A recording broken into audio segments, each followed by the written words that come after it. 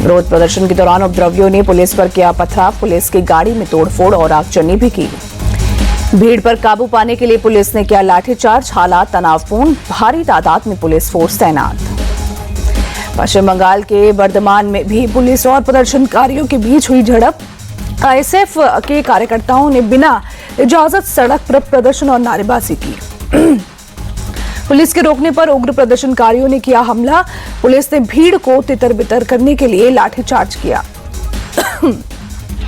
ISF के विधायक नौशाद सिद्दीकी ने प्रदर्शन को बताया संवैधानिक अधिकार, कहा इसके लिए पुलिस की इजाजत की जरूरत नहीं।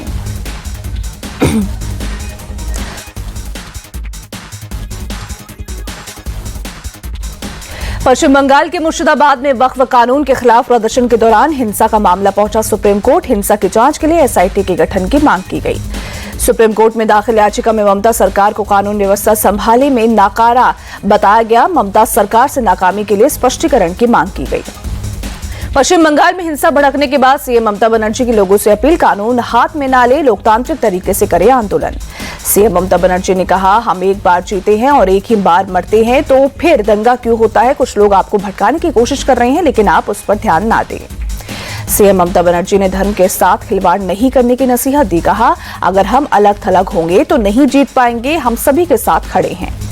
बंगाल में वक्फ कानून लागू नहीं करने के सीएम ममता के बयान पर बीजेपी सांसद सुधांशु त्रिवेदी ने चिंता का विषय बताया। कहा, राज्य सरकारें वक्फ कानून लागू करने से इनकार नहीं कर सकती। बीजेपी सांसद सुधांशु त्रिवेदी का हमला, कहा, इंडी गठबंधन और ममता बनर्जी के लिए संविधान का कोई महत्व नहीं है, अराजकता की ओर बढ़ा रहा बंगाल। मुर्शिदाबाद हिंसा की जांच एनआईए करे। पश्चिम बंगाल के नेता प्रतिपक्ष शुभेंदु अधिकारी बोले, ये राष्ट्र विरोधी मामला। मालदा में हिंदू रिलीफ कैंप में पहुंचे बंगाल बीजेपी अध्यक्ष सुकांत मुजुमदार। मुर्शिदाबाद हिंसा के पीड़ितों से मिलकर बोले, शांति स्थापित होने तक सेंट्रल फोर्स की तैनाती हो। सुकांत मुजुमदार ने फिर से हिंसा होने की आशंका जाहिर की। कहा, सीएम ममता को देना चाहिए इस्तीफा। मुर्शिदाबाद पलायन को बीजेपी सांसद जगदम्बिका पाल ने बताया दुखद। कहा, हिंदुओं पर अत्याचार हो रहा है और ममता सरकार चुप है। मुर्शिदाबाद में हिंदुओं के पलायन पर भड़के बाबा बागेश्वर। कहा, यह सब योजनाबद्ध तरीके से हो रहा है, हिंदुओं को होना होगा एकजुट। बागेश्वर बाबा ने कहा, ऐसा ही चलता रहा तो एक दिन एमपी, महाराष्ट्र और गुजरात से भी हिंदू पलायन करेंगे। पश्चिम बंगाल के हिंसा प्रभावित मुर्शिदाबाद में सामान्य हो रहे हैं हालात। एडीजी जावेद शमीम बोले, विस्थापित 19 परिवार वापस लौटे, अफवाहों पर ध्यान नहीं देने की अपील की। मुर्शिदाबाद में हिंसा के बाद अलर्ट पुलिस प्रशासन। जंगीपुर के धुलियान में सुरक्षा कर्मियों का फ्लैग मार्च। पलायन की खबरों से टीएमसी का इनकार। फिरहाद हकीम बोले, लोग अपनी जगह शिफ्ट कर रहे हैं, कोई बंगाल छोड़कर नहीं जा रहा। मुर्शिदाबाद हिंसा पर पर्दा डालने में जुटी टीएमसी सांसद सौगत रॉय बोले, हालात काबू में हैं। सपा विधायक अबू आजमी ने कहा, मुर्शिदाबाद में हिंदू नहीं कर रहे पलायन, राष्ट्रपति शासन के लिए जानबूझकर खराब किया जा रहा है माहौल। मुर्शिदाबाद हिंसा पर बोले कांग्रेस नेता दिग्विजय सिंह, मस्जिदों के पास डीजे चलाकर जुलूस की इजाजत नहीं देनी चाहिए, सुप्रीम कोर्ट की गाइडलाइंस का पालन हो। कार्रवाई करने के बजाय दंगाइयों को बचा रही सीएम ममता। बीजेपी नेता शहजाद पूनावाला ने लगाया आरोप। झारखंड में वक्फ कानून लागू नहीं होने देंगे, स्वास्थ्य मंत्री इरफान अंसारी का बयान। झारखंड सरकार के मंत्री हफीजुल हसन ने वक्फ कानून को शरिया में दखलंदाजी बताया। कहा, मुसलमानों के लिए शरिया संविधान से पहले है। बयान पर विवाद बढ़ने पर हफीजुल हसन की सफाई। कहा, मेरे बयान को तोड़ मरोड़ कर पेश किया गया। हफीजुल हसन के बयान पर भड़की बीजेपी। झारखंड प्रदेश अध्यक्ष बाबूलाल मरांडी बोले, कांग्रेस और जेएमएम का इस पर क्या रुख। दिल्ली में जमीयत उलेमा हिंद की बैठक, वक्फ कानून के खिलाफ प्रस्ताव पारित। कहा, एक्ट के खिलाफ कानूनी लड़ाई पर हुई चर्चा। वक्फ कानून पर हो रहे प्रदर्शन के बीच मुस्लिम पर्सनल लॉ बोर्ड के मुसलमानों से अपील। बोले, कानून के दायरे में और शांतिपूर्ण प्रदर्शन करें। हरियाणा में कांग्रेस पर जमकर बरसे प्रधानमंत्री मोदी। कहा, 70 साल तक कांग्रेस ने देश में वोट बैंक का वायरस फैलाया, तुष्टीकरण के लिए वक्फ बोर्ड को संविधान से ऊपर रखा।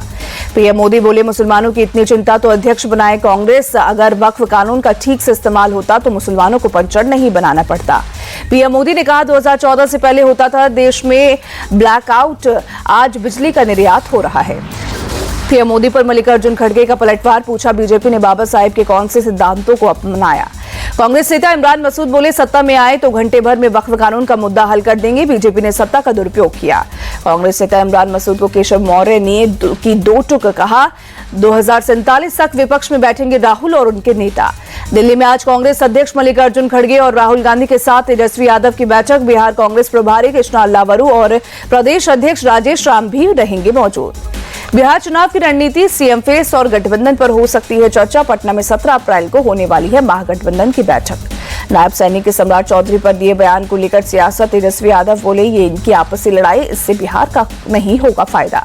तेजस्वी यादव ने एनडीए को खटारा गाड़ी बताया। कहा, इनके नेता कुर्सी की चिंता में दौड़ लगा रहे हैं, मगर जनता चुनाव में हिसाब करेगी।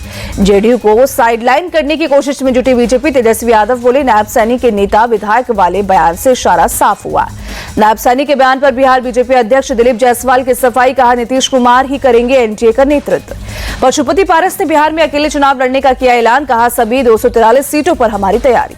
पशुपति पारस के बयान पर बोले केंद्रीय मंत्री जीतन राम मांझी, उनके जाने से एनडीए को कोई नुकसान नहीं होगा।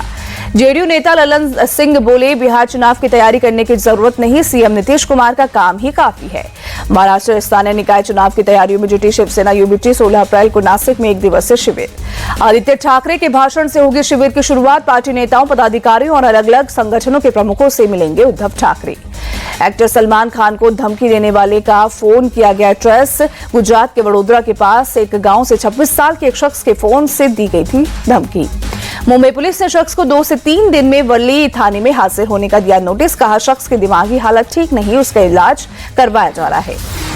आतंकवादी तैमूर राणा पर अमेरिकी रिपोर्ट में चौंकाने वाला खुलासा। राणा ने बताया था, मुंबई में अरब सागर की लहरें उफान पर थी, इसीलिए हमले की तारीख पहले एक बार टाल दी गई थी। जांच एजेंसियों के सूत्रों के मुताबिक राणा को कसाब जैसी कड़ी सजा का डर सता रहा है। वो बार बार अधिकारियों से इंडियन जुडिशियल प्रोसेस के बारे में जानकारी इकट्ठा करने की कोशिश कर रहा है। कोर्ट के आदेश पर नियुक्त सरकारी वकील ने तैमूर राणा से आधे घंटे तक मुलाकात की। इस दौरान उसे यूएपीए के तहत लगे हुए सभी आरोपों की जानकारी दी। जांच एजेंसी सूत्रों के मुताबिक सुरक्षा कारणों से अभी राणा को दिल्ली से बाहर ले जाने का प्लान नहीं, उसे नमाज पढ़ने का वक्त दिया जा रहा है। तय मानकों के मुताबिक खाना दिया जा रहा है। कर्नाटक के डिप्टी सीएम डीके शिवकुमार बोले, अनुसूचित जाति के लोग आर्थिक रूप से सक्षम नहीं, इसीलिए उन्हें आरक्षण दे रहे हैं। कास्ट सेंसस रिपोर्ट पर सीएम सिद्धरामैया राय कुछ भी बोलने से किया इनकार। कहा, 17 अप्रैल को स्पेशल कैबिनेट मीटिंग है। दिल्ली के प्राइवेट स्कूलों में फीस बढ़ने पर बोले आप नेता सत्येंद्र जैन, बीजेपी ने आते ही फीस इतना बढ़ा दिया कि मध्यम वर्ग भी नहीं पे कर पाएंगे। आप नेता मनीष सिसोदिया बोले, बीजेपी वाले स्कूल माफिया को मजबूत कर रहे हैं, सरकारी स्कूलों को बर्बाद कर रहे हैं। बिहार सरकार का जेपी गंगा पथ पर दरार से इनकार। मंत्री नितिन नवीन बोले, पुल पूरी तरह सुरक्षित। लखनऊ में देर रात लोक बंधु अस्पताल में लगी भीषण आग। करीब 2 घंटे की मशक्कत के बाद फायर ब्रिगेड ने आग पर काबू पाया। पुलिस और फायर फाइटर्स ने सभी 200 मरीजों को अस्पताल से बाहर निकाला। कोई हताहत नहीं हुआ। आग के कारणों की हो रही जांच। अस्पताल में आग पर सीएम योगी ने लिया संज्ञान। मौके पर पहुंचे डिप्टी सीएम ब्रजेश पाठक, हालात और बचाव के लिए जानकारी। दिल्ली के जीडीबी एनक्लेव इलाके में एक लड़की की गोली मारकर हत्या। मौके पर पहुंचकर पुलिस मामले की जांच में जुटी। पुलिस के मुताबिक लड़की की उम्र करीब 20 साल, शरीर में 2 गोलियां लगी। पुलिस ने शव को पोस्टमार्टम के लिए भेजा। वारदात के बाद पूरे इलाके में सनसनी। लखनऊ के निगोहा थाना इलाके में पुलिस और बदमाशों में मुठभेड़। कुल 4 बदमाश हुए गिरफ्तार बदमाशों में 2 पर 25,000 रुपए का इनाम। चोरी की कई वारदातों को दे चुके थे अंजाम। फतेहगढ़ साहिब में मुठभेड़ के बाद बदमाश गिरफ्तार। पुलिस की जवाबी कार्रवाई में हुआ घायल। मुंबई के भांडुप में एक क्रिमिनल जिया अंसारी ने मनाया अनोखा जन्मदिन। अब तक खुद पर दर्ज आपराधिक धाराएं लिखा केक काटा। जमानत पर रिहा हुए जिया अंसारी के जन्मदिन के केक की तस्वीर हुई वायरल। पुलिस से संज्ञान लेते हुए कार्रवाई करने का भरोसा दिया।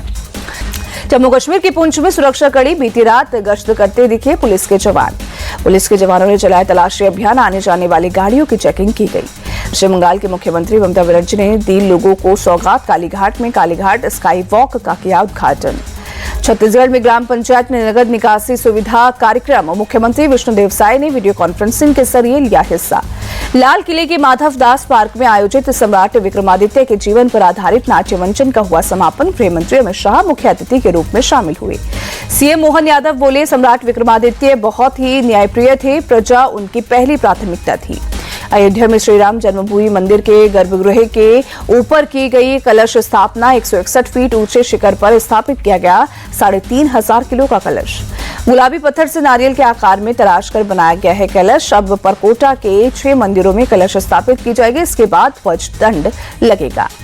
श्री राम मंदिर ट्रस्ट के चेयरमैन नृपेंद्र मिश्रा ने किया दावा, इसी साल अक्टूबर तक मंदिर निर्माण का काम पूरा हो जाएगा। हरिद्वार के सर्वानंद घाट पर गंगा पूजा आयोजित। सीएम धामी और लोकसभा अध्यक्ष ओम बिरला हुए शामिल। दिल्ली एयरपोर्ट पर आज से इंडिगो फ्लाइट्स में बदलाव। टर्मिनल 1 से ऑपरेट होंगी सभी फ्लाइट्स। चिनार कॉर्प्स ने एक एनजीओ के साथ मिलकर जम्मू कश्मीर के रिमोट एरिया सिमरी में लोगों तक पहुंचाया सोलर पैनल। बेंगलुरु में बीती शाम हुई बारिश, लोगों को गर्मी से मिली राहत। बारिश की वजह से कुछ इलाकों में जल भराव, आने जाने वालों को हुई परेशानी।